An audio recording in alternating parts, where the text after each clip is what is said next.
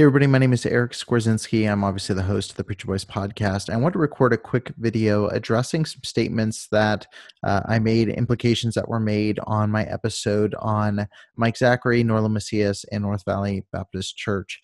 Um, Part of the show and part of Preacher Boys and the mission there is to have credibility, and it is to make sure that the stories come from credible sources, to make sure that I do due diligence to ensure that there is some level of integrity within the nature of the show, that there are not blatantly false statements made.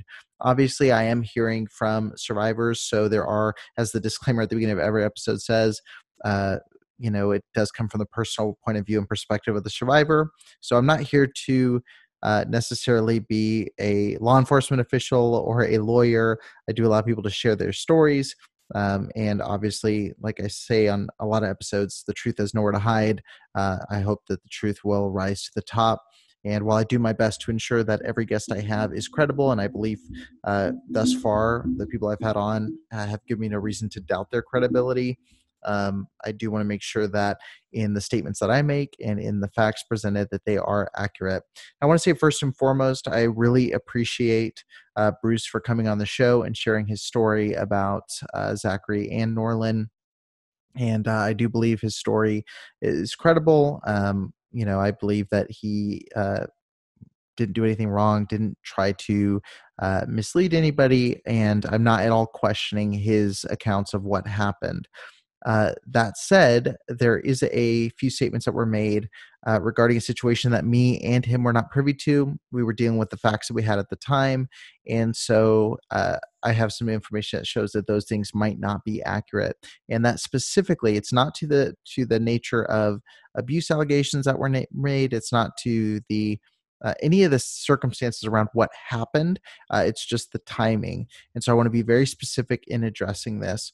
In the video, I talked about the Mike Zachary situation, and I know I'm not the only one who's done this, but the Mike Zachary situation, I used it as an example of Jack Trieber essentially unloading, someone who was potentially an offender, an alleged offender, onto West Coast. It was a shuffle of somebody who's an offender, which we've seen in the IFB happen.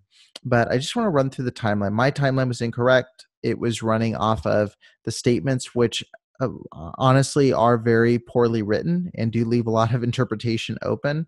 So I just wanted to walk through the timeline here. When Dr. Zachary, and let me just rephrase this too, or restate this. This does come from a very credible source who had firsthand knowledge of the situation.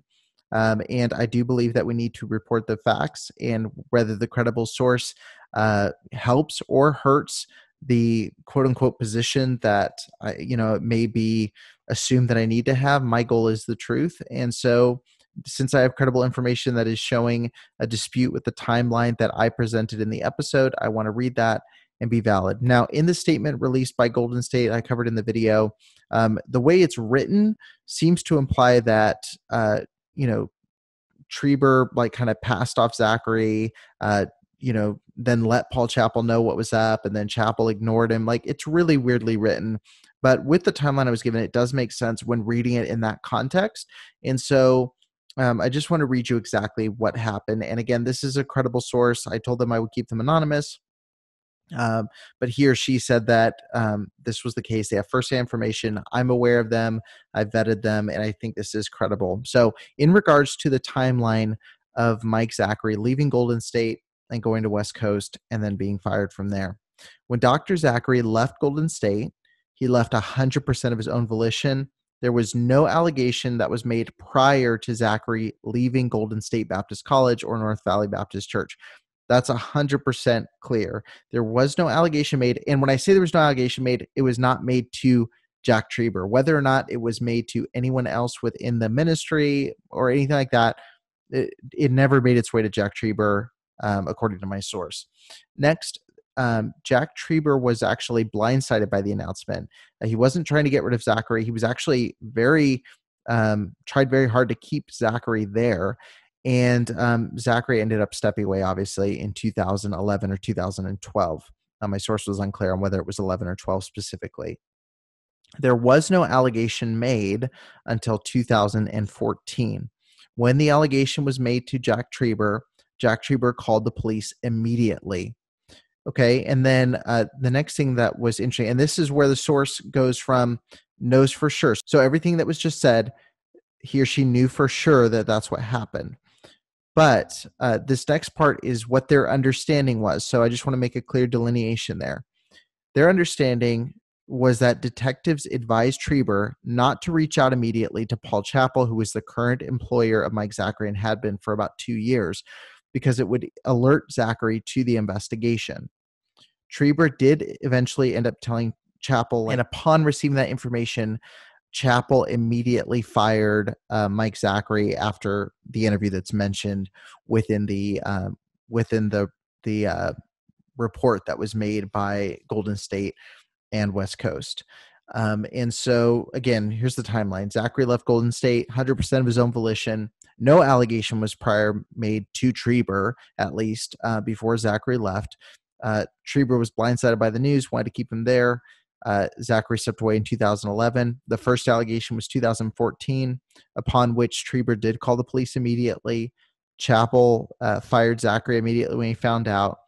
And the understanding is that detectives had advised Trieber to withhold the information from Chappell, not interfere with the investigation for a couple of weeks.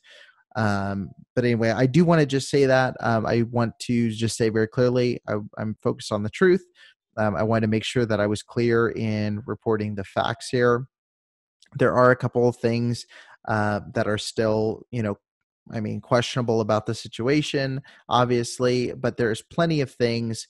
There's plenty of things to talk about. There's plenty of disagreements to discuss without having to dip into exaggeration, to lying. And again, while that was not the intent of myself or my guest, and both of us were just working with the information that we had presently, and the information I think most people were aware of. We did the best we could to make deductions, and I think we were pretty clear. That's what we we're trying to do. But I definitely don't want to make an unfounded accusation against North Valley. I think there's plenty of things, like I said, that I would hold their feet to the fire over, and this is not one of those things. If that's the case, props to Trieber in this instance for doing the right thing. I mean, obviously there's situations, other situations I mentioned on the show with Mike Strofe and a couple other names, Cameron Chavanelli, that were handled, or should I say mishandled, quite strongly. But in this instance, it appears the right thing was done.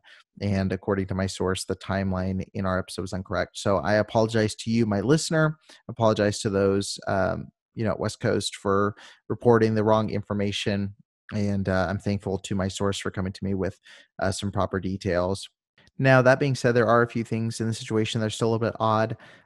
Doug Fisher, who's a close friend of North Valley Baptist Church, currently has Mike Zachary on the platform each Sunday at Lighthouse Baptist Church in San Diego. What we need is people praying for our young people, helping them, encouraging them, praying for them. You can be a part of a music program if you can't sing one note, and I'd encourage you to do your part. And so I guess if you could say, if anyone in this situation is, could be accused of mishandling it, I guess it could be Fisher, who wasn't brought up on the episode. You could get into the weeds about whether or not Trieber's at all adjacent to that when it comes to having Fisher at his church. Dr. Doug Fisher, he's been coming for years. We have been friends forever. That's all a question of motivation and understanding of the situation. I definitely would not put someone like Zachary on my staff. But again, all we can do is look at that situation. I think Fisher's making a grave mistake. That speaks for itself. Like I said, the truth rises to the top.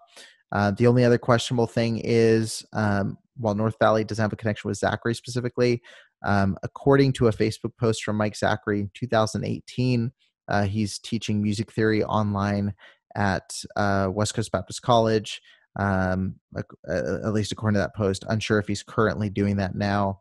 But I am curious to know Zachary's not listed at all on the West Coast website, but I'm curious to know when that relationship restarted between West Coast and Mike Zachary. But like I said, there are a few things that are still very suspect and very interesting. I'm not addressing, again, abuse allegations. I'm not addressing, anything that Bruce shared on his interview. The only thing that I wanted to address was something that both Bruce and I were unaware of when we started the interview, which is in regards to the actual timeline of events at North Valley Baptist Church, West Coast Baptist College, Lancaster Baptist Church, and the conversations and interactions between Paul Chappell and Jack Trieber. And so I just want to address those. Again, I'm here to report the truth and to get to the truth. And when I am proven that something is incorrect, I want to address that quickly. I want you to know that I care about you, the listener. I want to make sure you get good information. And like I said, there's plenty of issues within the independent fundamental Baptist movement, plenty of issues that I take with Golden State and North Valley. But in situations where I'm wrong, I want to say I'm wrong. And I want to own that and let you guys know that I'm doing the best I can to report you credible information from credible sources, whether or not that pushes an agenda or not, which I'm trying to do this without a strong agenda to, just blatantly attack. My agenda is to get, like I said, to the truth. And I think the truth will expose the information that needs to be exposed and get us to where we need to be as Christians, as survivors, whatever you want to name the group that you're in. The only way we're going to get there is by telling the truth and seeking to do this honestly and seeking to do this in a way that has integrity. And so anyway, thank you so much for listening. Thank you for listening to this correction. And I want to say once again, I apologize for the information being incorrect in that one section of the video. And I'm doing all I can to avoid stuff like that. And I'm thankful that this is one of the big first major incidents where there's been a major fact that's been misreported. And I hope that it's one of the rare times that it is. But thank you all for watching, and look forward to seeing you in the next episode of Preacher Boys. And I'm trying to, like I said, keep putting these stories together and let you guys know what's going on so you can make informed decisions about where you attend church and, what leaders you put trust in. But until next time, my name is Eric Skrzynski, and I'll see you on the next episode.